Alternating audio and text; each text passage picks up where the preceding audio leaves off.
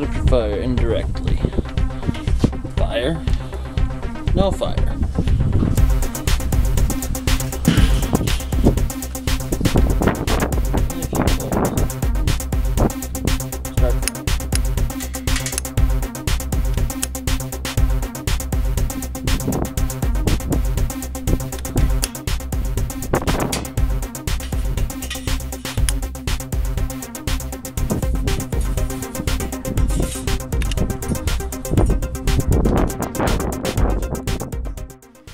First thing I like to do is look at my meat and see what needs to come off,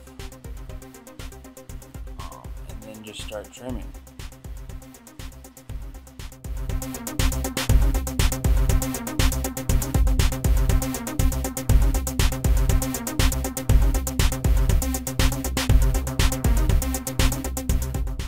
And trimming, and trimming, and trimming. This is where a sharp knife is your best friend.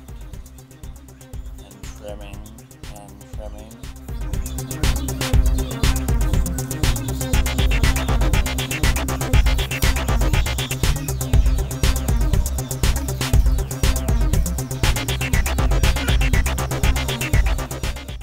And for tri-tips, get as much of the fat off as you can, because this way you can get the rub to penetrate inside. Get all the little silver skin off. Sometimes you gotta scrape it, sometimes you can peel it off. This particular one I just sliced as thin of a slice as I could all the way across the back, just so I can get to straight up raw meat. This way I can get the most flavor from the rub straight into the meat. I would cook mine as quickly as some of the other guys in the restaurants do it. It takes about an hour and a half. And I don't see it. Just do a good slow smoke on it. That's all these puppies need. Oh yeah, Bigmista has come out with a new beef rub, and it is gorgeous. Check this raw, slow motion rub footage.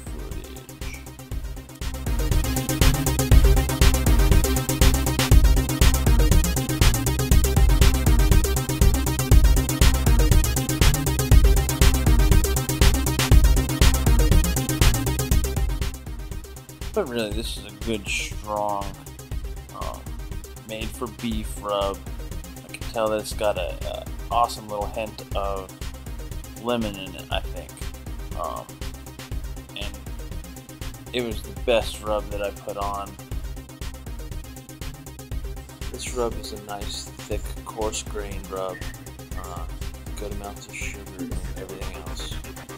As with most rubs, you really want to work it in.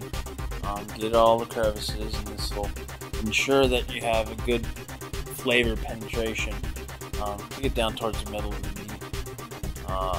Cooking will also help suck it in, but the amount of salt or lack thereof also helps get the flavor in where you need it.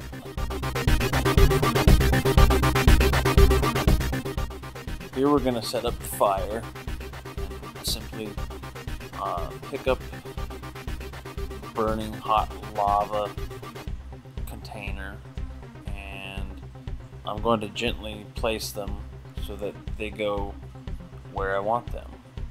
You just pour them in, and they could end up where you don't want them. That's not what you want.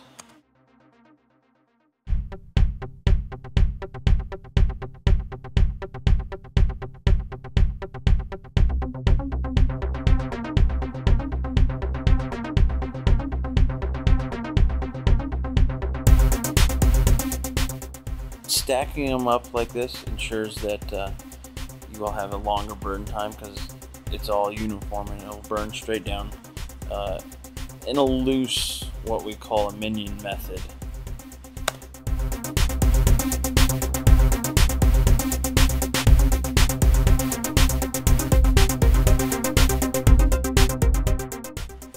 Here this basically shows where the fire is and where the vent is. Vent is on the opposite side as the fire.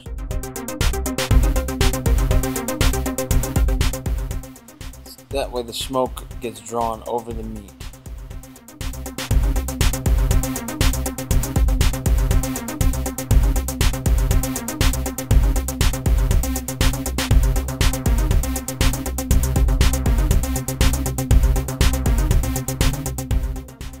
About 225, 230 for an hour and a half is all it takes.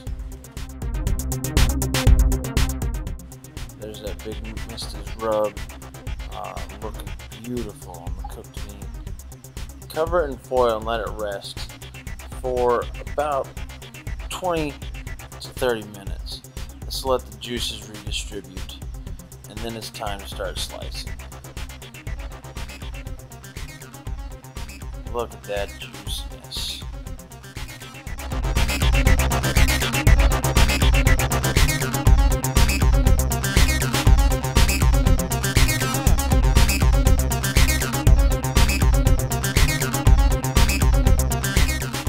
The knife I'm using is a 12-inch Forstner serrated slicing knife. It's meant just for this, and heck of a deal. It stays sharp. Doesn't get dull, obviously, if it stays sharp, but it slices right through it. It doesn't think about it.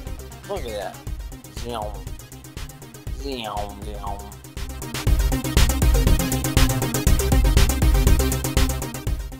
As with most meats, you always want to cut against the grain. This way you get the most tender product you can. Thin slices will also give you a very tender product, something that can be pulled apart like you've just seen. It also spread it out so that way you can feed more people.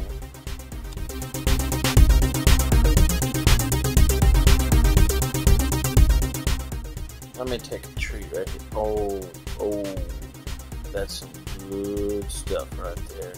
You don't know what you're missing right now. Mmm.